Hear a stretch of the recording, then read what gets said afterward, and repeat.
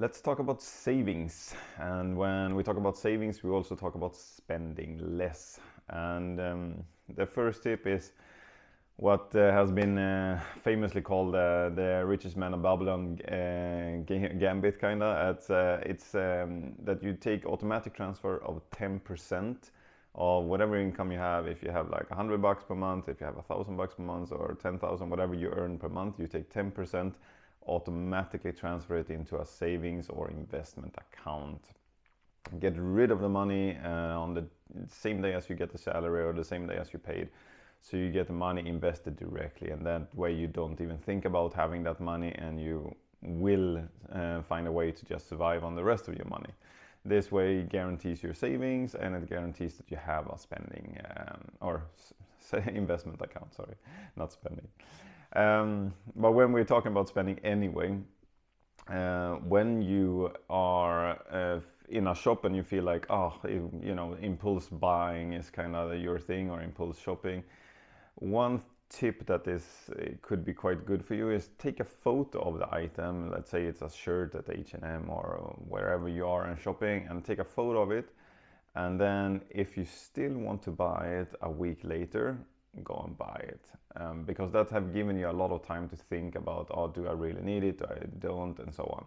So this is a very smooth way to do it, and just take a photo, see if you really need it, and think about it, and then go and buy it a week later. And at the same time, when we're on the topic of shopping, buy cash.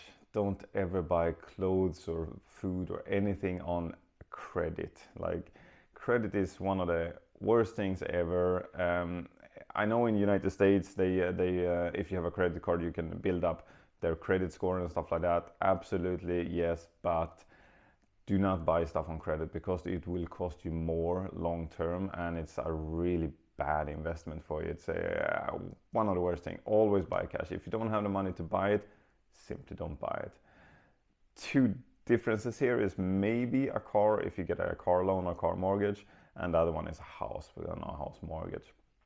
But everything else, like, don't buy a trip on credit, for example. No holidays, no food, no clothing, no everyday luxuries or anything like that. Never ever buy it on credit. If you can't afford the engagement ring or something, do not buy it. Just buy a different one, or wait until you have money. That's definitely like that. And when we're on that with status symbols anyway, I think something that is very common in Sweden, maybe not so much in other countries, I'm not sure actually, it's competing.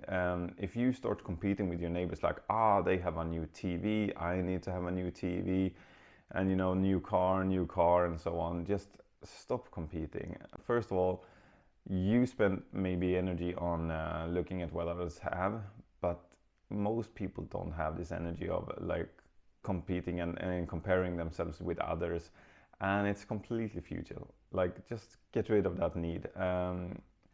If you start competing with others, yes, you could maybe reach a different financial success or so, but you're actually gonna create a problem for yourself, where this need to compete will always have to be over challenged with the next stuff. So you will always like get on a ladder and try to outdo other people, and that is with spending, not on investment or earning.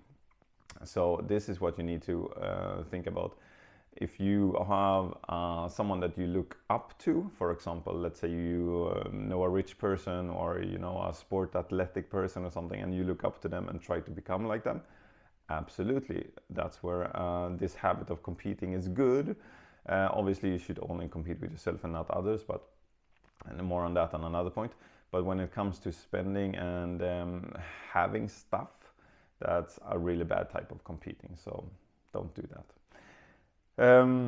Another simple small tip is unsubscribe from marketing emails. Personally, I get emails all the time from Aegean Airlines, which is like, get 40% off this, 30% of this trip, and so on. And I love traveling, so I always try to find a reason to justify, it's 40% off, I should go traveling now. But actually, it's really a bad idea, because you don't save, you actually spend money that you weren't thinking of spending otherwise.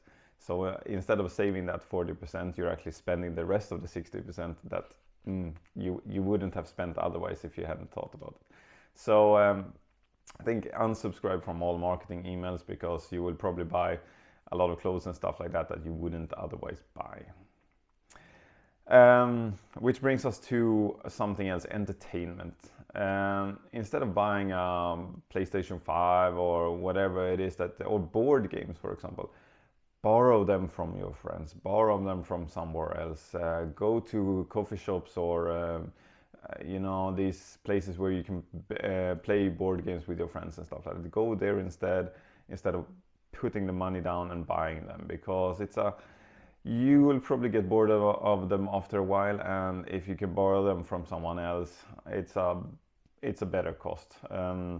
Maybe you'll still never need to register for certain games online and stuff like that, absolutely, but you didn't pay a couple of $100 for a console, for example. So borrow entertainment.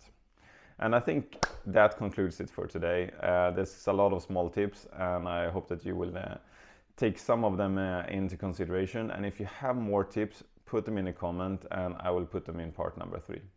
Cheers.